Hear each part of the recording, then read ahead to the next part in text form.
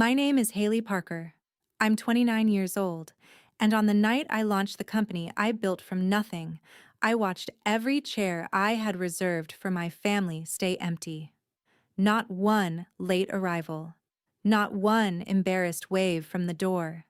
Not even a text saying, "We're proud of you." Just 12 empty seats under a small gold sign that said reserved for family, while across town my brother Brian was hosting a poker night my mother called important for his confidence.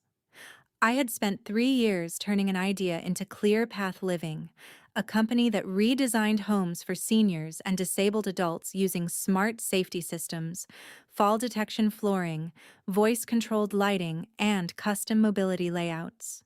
That night was supposed to prove I wasn't just the helpful daughter they called when something broke. I was a founder. I was the person who had built something real. But as guests walked through the showroom, touching the demo railings and testing the emergency response panels, I kept glancing at those empty seats like a fool. Then my phone lit up with a photo from my mother. Brian grinning over a poker table, chips stacked in front of him, with the caption, "Family Night. He needed us." I turned the phone face down, smiled for the room, and finished my presentation with my hands shaking. After the last guest left, I locked the showroom alone. That was when a stranger in a charcoal suit stepped out from near the entrance, shook my hand, and said, "Ms. Parker, we want to invest $600,000. Before I tell you what he said next, and what happened after I walked out, tell me, what time is it for you right now, and where are you watching from? I'm curious to see how far this story will travel." The man's name was Marcus Reed, and he didn't speak like someone throwing compliments around just to be polite. He spoke like he had already done the math. He told me he represented a small private investment group focused on aging-in-place technology, and he had been watching Clear Path Living for months through local business grants, community health forums, and one article I didn't even know had been published about my pilot project with 2 retired nurses. "You're solving a real problem," he said, looking through the glass wall at my showroom, where the soft light still reflected off the demo kitchen with lowered counters and automatic shut-off burners. "Most companies sell gadgets. You're building dignity into people's homes." I should have felt only joy. I should have cried from relief. Instead, my chest felt split in two, because the one night strangers understood me was the same night my family proved they didn't. Marcus asked if I had a few minutes to talk. I almost said no because my eyes were burning, my feet hurt, and I had spent the entire evening pretending the empty family table did not feel like a public humiliation. But then I thought of my mother's picture, Brian's poker chips, and the words, "He needed us." So I nodded and let Marcus walk me back inside. We sat at the consultation table I had designed for families planning home modifications for aging parents, and he asked questions that nobody in my family had ever asked. How did I calculate installation cost? What was my client acquisition plan? How would I train contractors to treat disabled clients with respect instead of pity? Did I intend to license the software or keep operations local? For 40 minutes, I forgot the ache in my throat. I was not Linda Parker's overlooked daughter. I was not Brian Parker's backup plan. I was a business owner answering real questions about a real future. At the end, Marcus placed a card on the table and said, "I want you to sleep on this. Tomorrow morning, call me. If your numbers hold up, we can move quickly." When he left, the showroom was quiet enough for me to hear the hum of the emergency demo panel on the wall. I picked up my phone, expecting maybe one late apology from my mother. Nothing. No missed calls. No messages from the people who had promised they would be in the front row. Just that photo again. Brian smiling like he had won something. I drove home through empty streets with Marcus's card on the passenger seat and my family's silence sitting heavier than any rejection letter I had ever received. I didn't sleep much. I sat at my kitchen table, still wearing my launch blazer, and opened the folder where I kept old notes from the first year of ClearPath. Back then, I was working full-time as an occupational therapy assistant, spending lunch breaks sketching safer bathrooms and evenings interviewing caregivers.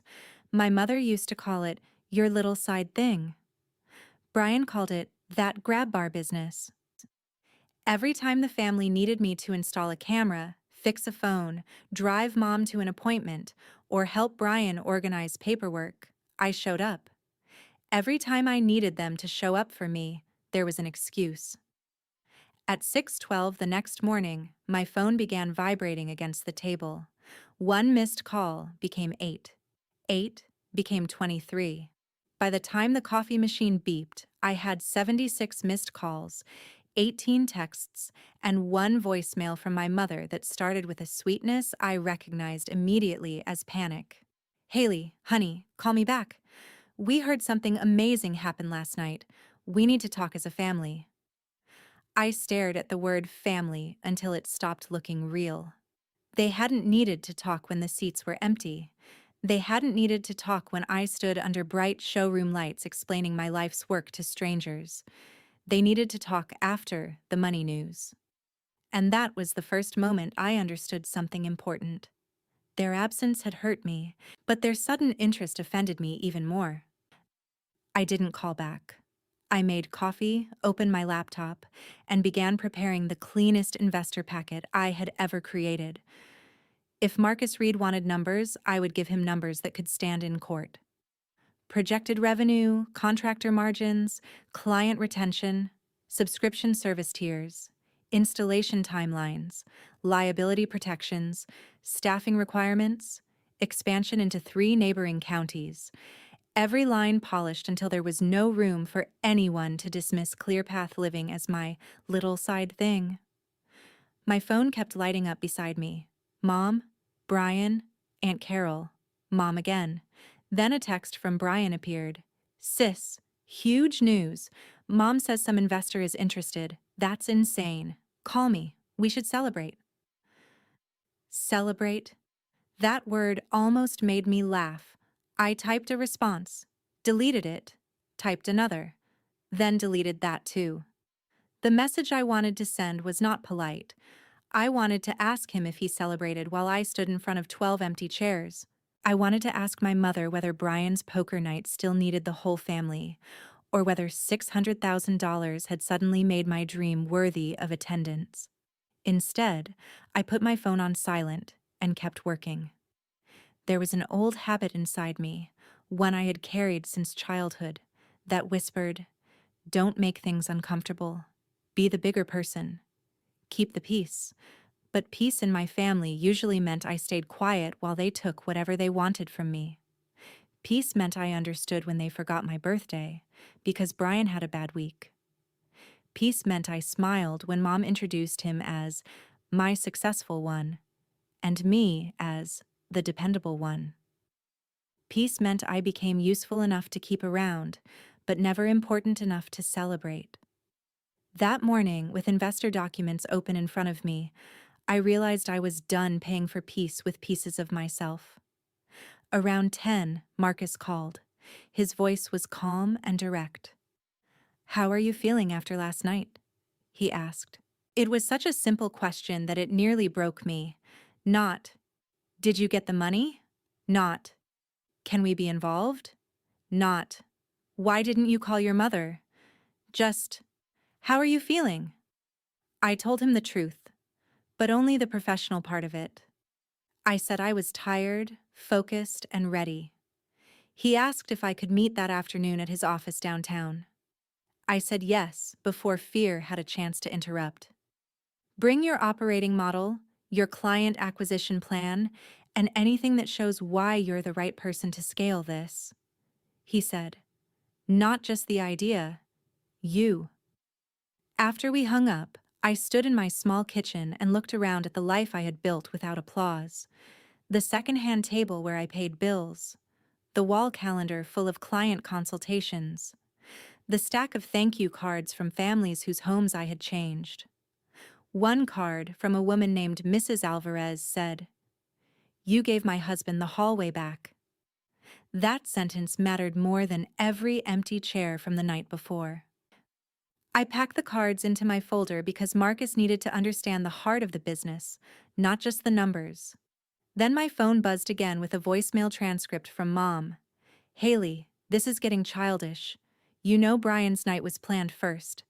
But now that investors are involved, we all need to make sure you handle this correctly." I read that sentence 3 times. We all need to make sure. There it was. Not pride, not apology, control. I walked to my closet, pulled out my navy suit, and made a decision so quiet it felt dangerous. I would take the meeting. I would protect my company. And if my family came asking for a place at the table after leaving every seat empty, they would learn the difference between being related to the founder and being owed by her. Marcus's office was on the 9th floor of a renovated brick building downtown, the kind with exposed beams, glass conference rooms, and people who spoke quickly because they were used to money moving at the speed of confidence. I arrived 15 minutes early, not because I was calm, but because being early was the only way I knew to keep anxiety from driving. In the elevator, my phone vibrated again. This time, it was Brian. "I'm downstairs. Don't go in until we talk." My stomach dropped. I looked at the screen, then at the elevator numbers climbing. 6, 7, 8. I did not reply. When the doors opened, Marcus's assistant greeted me and led me into a conference room where the city stretched behind the windows like a test I had finally studied for.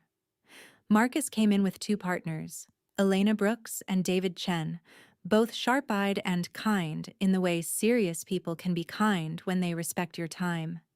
For the first 20 minutes, I forgot Brian was downstairs. I walked them through ClearPath's model.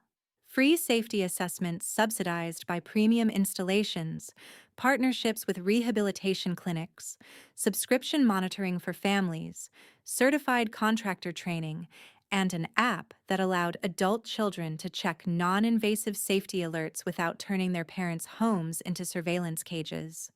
Elena asked hard questions about liability. David challenged my growth timeline. Marcus watched quietly as I answered every question without shrinking. Then the glass door opened behind me.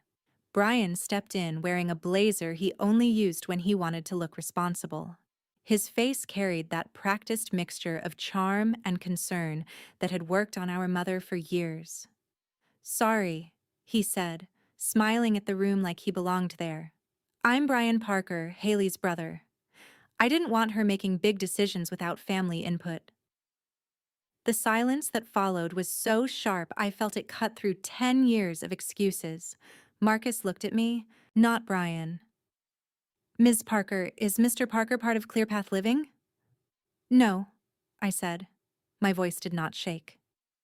"He has no role in the company." Brian's smile tightened. "Technically, I helped inspire some of this. Our mom's house, family experience, all that. I just want to make sure nobody takes advantage of her." I almost admired how quickly he turned my work into a family asset. Elena folded her hands.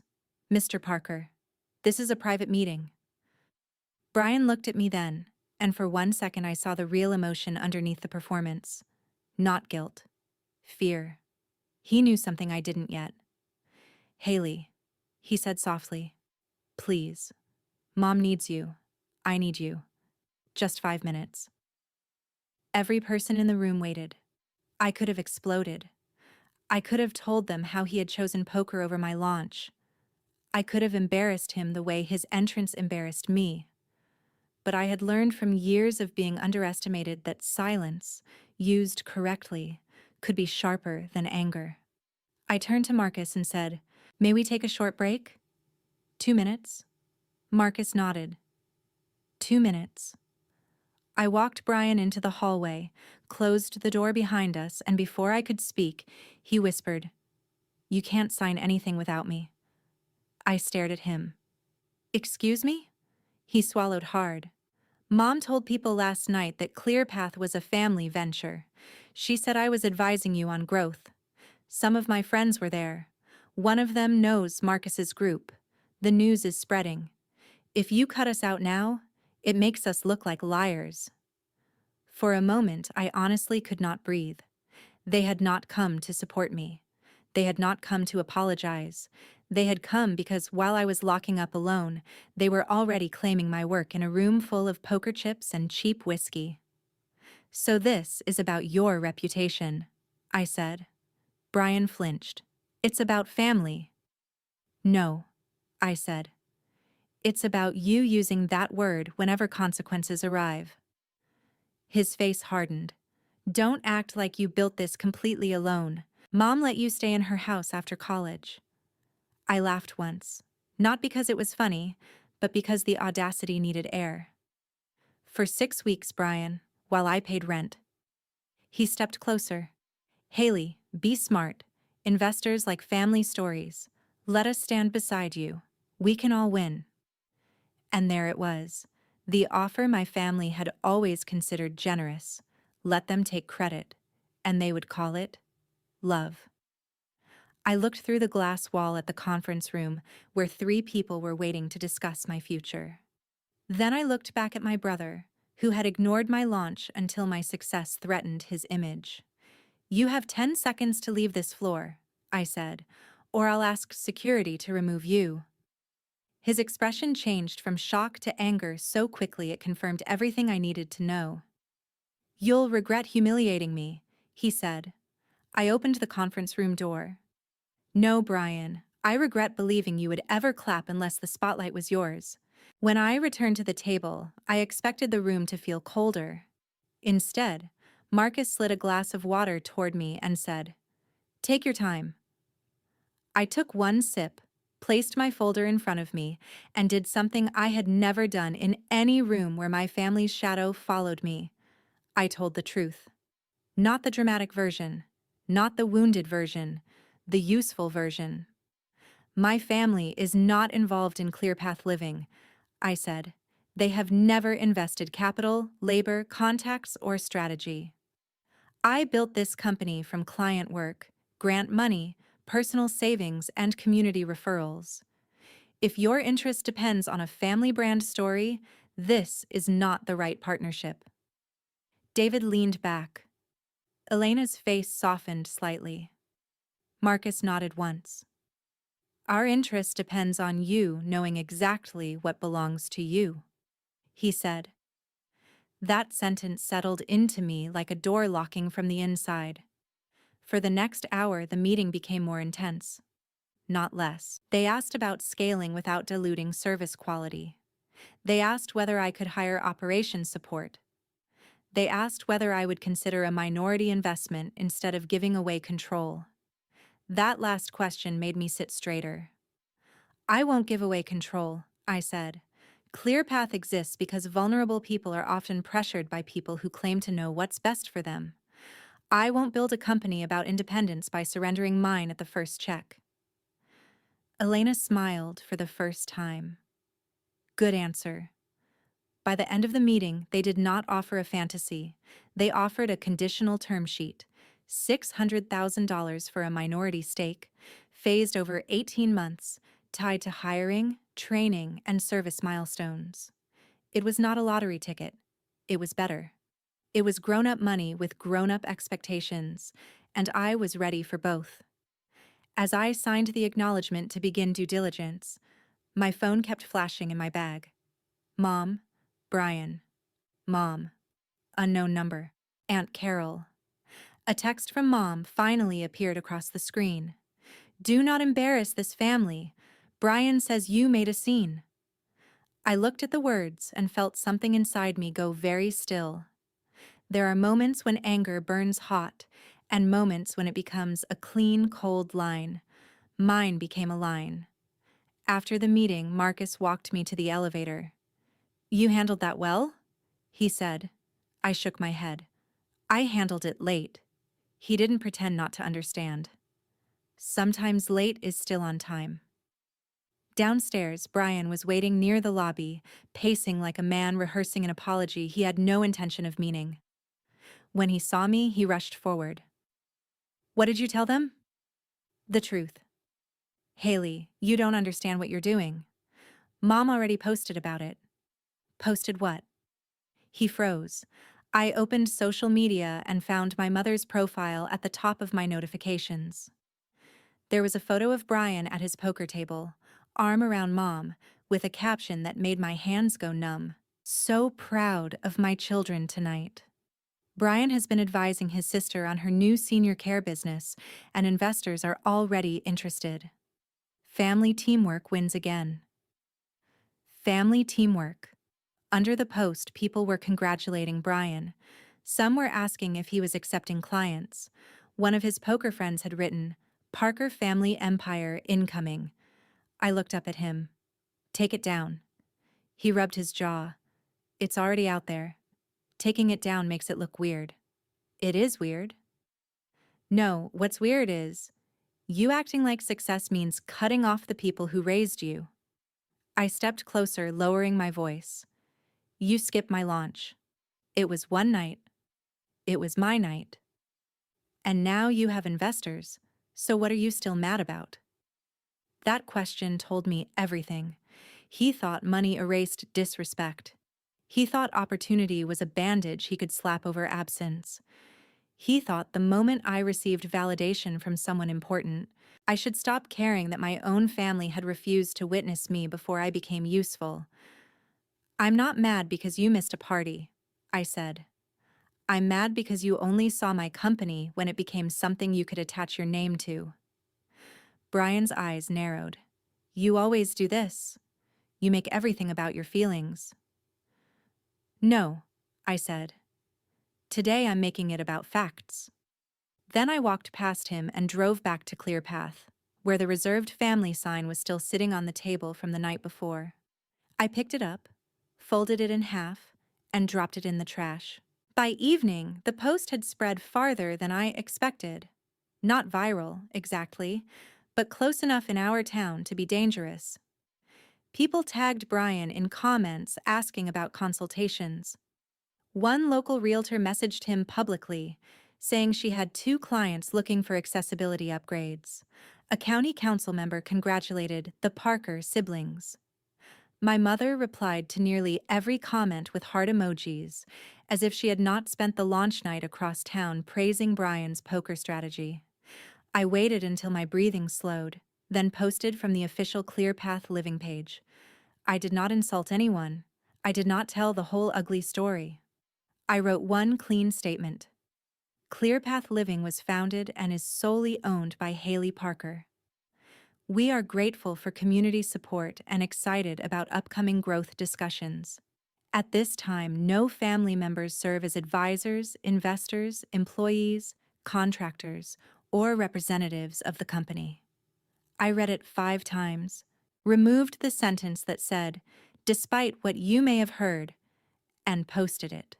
Within minutes, my mother called. I answered on speaker while standing in the showroom beneath the motion sensor lights I had installed myself. "How could you?" she demanded. No hello, no apology, just accusation, like always. How could I clarify ownership of my own company? "You humiliated your brother." Brian humiliated himself by claiming a role he didn't have. He was trying to help you. He was trying to borrow my credibility. Her voice sharpened. "You have become cold." That word almost worked. It had worked on me for years. Cold meant ungrateful. Cold meant selfish. Cold meant I had failed at being the daughter who absorbed every insult and still brought dessert to Thanksgiving. But that night, the word missed me. "No, Mom," I said. "I have become specific." She went quiet. I continued, because some truths only come once. "You chose Brian's poker night over my launch. You let him claim my work in front of people who might become clients.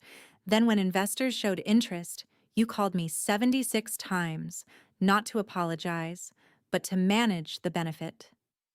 That is not fair," she said, but her voice was smaller now.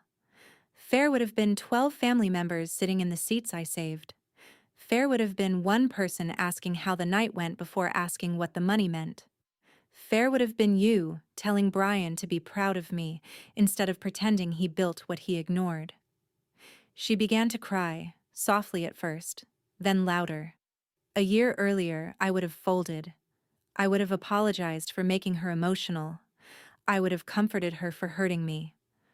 But I had clients who cried because they could finally shower safely. I had caregivers who cried because their parents could move through a hallway without fear. I knew the difference between pain that deserved care and guilt that wanted control. "Haley," she whispered, "we need you tomorrow." I closed my eyes. There it was. The sentence from the title of my life. They needed me, not loved me, not respected me, needed me. For what? I asked. She hesitated. Brian met a man last night who said he could connect us with senior housing investors. Brian told him we had a family company. He signed a preliminary referral agreement. Nothing serious, but now the man wants proof Brian is authorized. If we don't provide it by noon, it could look bad. I almost laughed, but the sound caught in my chest. Did Brian sign my company's name? He didn't mean anything by it. Did he sign my company's name? He wrote ClearPath Parker Group. That is not my company. But it sounds connected enough that people understood. My hand tightened around the phone. This was no longer emotional. This was legal. Send me the document, I said. Oh, thank God, I knew you'd help. I didn't say I would help. I said send me the document. 10 minutes later, the PDF arrived. Brian had not only implied he represented my company, he had promised discounted installation packages to a private senior housing developer in exchange for strategic referral consideration. He had used my launch, my name, and my credibility as poker night currency. I forwarded the document to my attorney, a woman named Dana Miller, who had helped me form the LLC. Then I sent one message to Brian, Mom, and the developer. Brian Parker has no authority to represent ClearPath Living. Any agreement made under that assumption is invalid. All future communication must go through counsel. Brian called immediately. I declined. He called again. I declined again. Then came the text. You're destroying me over a misunderstanding. I typed back, no, I'm refusing to let you destroy me with one. That was the moment the revenge stopped being loud in my imagination and became quiet in real life. I didn't scream. I didn't beg them to understand. I let the truth travel with documents attached. The next morning, the consequences arrived faster than anyone expected. The developer Brian had tried to impress was not some harmless poker buddy with money to waste. He was connected to 2 local assisted living projects and 1 county review board. By 10, he had withdrawn from Brian's proposed referral partnership. By 11, he had emailed Marcus's office asking whether ClearPath Living had any relationship with Brian Parker or the so-called Parker Group. By noon, Dana had sent a formal cease and desist letter that was polite enough to be professional and sharp enough to leave bruises. My mother called 17 times. Brian sent texts that moved through the entire emotional menu: anger, guilt, nostalgia, threat, apology, then back to anger. You're choosing strangers over blood. Dad would be ashamed. Mom hasn't stopped crying. I made one mistake. You think you're better than us now. Please, Haley, I'm losing everything. That last one made me pause. Not because I felt responsible, but because I finally understood how often they had confused consequences with cruelty. Brian was not losing everything because I told the truth. He was losing the fake version of himself that required my silence to survive. That afternoon, a local business blogger who had attended my launch posted a recap of the event. She wrote about the technology, the need for aging-in-place services, and the investor interest. Then, without naming my family directly, she added one sentence that spread quickly. The founder gave her presentation with grace despite a reserved family table that remained empty all night. People noticed. They connected it with my ownership statement. They connected it with my mother's deleted post. In a town where everyone pretended not to gossip while gossiping constantly, the story took on a life of its own. Aunt Carol texted, "Your mother is devastated. You should fix this." I replied, "I didn't break it." 3 words. Then I blocked her for the day. 2 days later, Marcus called to confirm that due diligence would continue. "There may be noise," he said, "but your response has been clear and professional." "Does the family drama worry you?" I asked. "No," he said. "How a founder protects boundaries tells us a lot." I stood in the showroom, looking at the demo bedroom where I had installed soft floor sensors that could detect a fall without cameras. Boundaries. That word had once sounded harsh to me, like a locked door. Now it sounded like architecture. A safe home needed boundaries. A safe life did too. The following Friday, I held a second open house for clients who had missed the launch. This time, I did not reserve a family table. I reserved seats for Mrs. Alvarez, 2 caregivers from the rehab clinic, Dana, and the retired contractor who had taught me how to read building codes when nobody took me seriously. They came early. They helped set up. They asked what I needed. That was the difference. People who love you do not wait for your success to become visible before deciding you deserve a chair. Halfway through the event, my mother walked in. Brian was behind her, looking smaller than I had ever seen him. For a second, the whole room blurred. Old Haley would have rushed over, smoothing the awkwardness, protecting them from the discomfort they had created. New Haley stayed where she was. My mother approached with red eyes and clasped hands. "Can we talk privately?" she asked. "No," I said calmly. "But you can say what you came to say." She glanced around, horrified by the idea of public honesty. Brian stared at the floor. "Haley," she began, "I'm sorry we missed your launch." I waited. She swallowed. "And I'm sorry I made it about Brian afterward." I still waited. Her lips trembled. "And I'm sorry I posted something that wasn't true." The room was quiet enough to hear the automatic door sensor chime behind a new guest. Brian finally looked up. "I shouldn't have signed anything connected to your company," he said. I was embarrassed. "Everyone thought you were doing something big, and I wanted to look like I was part of it." It was the first honest thing he had said in years. I wanted it to heal more than it did. But honesty is not a time machine. It does not refill empty chairs. It does not unsend documents. It does not turn years of being second choice into one clean apology. "Thank you for saying that," I said. "But you are not part of ClearPath, and I'm not available to repair your reputation." My mother's face crumpled. "So what does that mean for us?" I took a breath. The old answer would have been whatever keeps everyone calm. The new answer was the truth. It means you can rebuild a relationship with me slowly, without access to my business, my contacts, or my money. It means no more using family as a password to my life. It means if you want to know me, you start by respecting what I built before asking what it can do for you. Brian opened his mouth, then closed it. For once, he had no winning hand. They left 10 minutes later without a scene, and maybe that was the most surprising part. Not because they had changed completely, but because I had. I no longer needed them to understand everything before I protected myself. That evening, after the open house ended, I stood alone in the showroom again.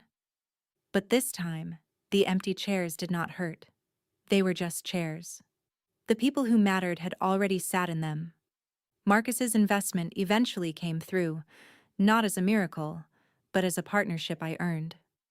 ClearPath expanded into 2 counties in the first year.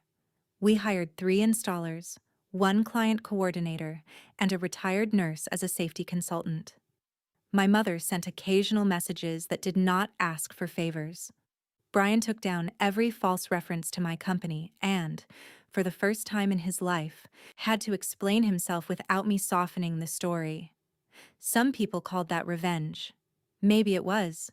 But to me, the real revenge was not watching them panic or seeing Brian lose the deal he tried to steal with my name. The real revenge was waking up every day without asking permission to be proud of myself. The lesson I learned is this: family can be a beautiful support system, but only when love includes respect, honesty, and accountability. Education does not only come from school or books. Sometimes the most useful knowledge comes from learning when to set boundaries, when to protect your work, and when to stop confusing being needed with being valued. A good life is not built by chasing applause from people committed to misunderstanding you. It is built by choosing integrity when others choose convenience, and by remembering that your dream does not become real only when your family finally notices it. It becomes real the moment you keep building, even when the seats you saved remain empty. So if you were in my place, would you forgive them right away, or would you make them earn a place back in your life, one honest action at a time?